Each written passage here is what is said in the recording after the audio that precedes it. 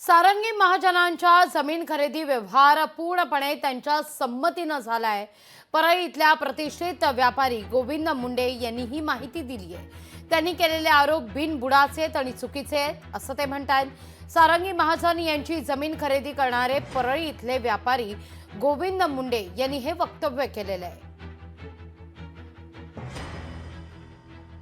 सारंगीताई यांचा आणि माझा व्यवहार 2 वर्षापूर्वी झालेला आहे।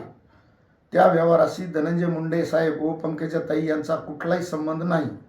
हा व्यवहार 2 वर्षापूर्वी झाला असून त्यांनी स्वतः व्यवहार ठरल्यानंतर त्यांची रक्कम दिल्यानंतर त्यांनी रजिस्ट्री ऑफिसला येऊन रजिस्ट्री करून दिलेली आहे।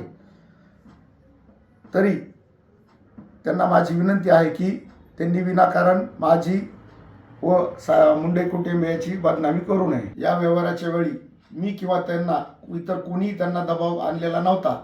त्यांनी स्वतः येऊन रजिस्ट्री करून दिलेली आहे व हे प्रकरण त्यांनी 2 महिन्यापूर्वी न्यायालयात दाखल केले आहे।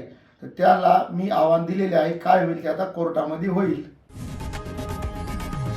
लोकशाही मराठी ऐका, पहा, जागरूक रहा।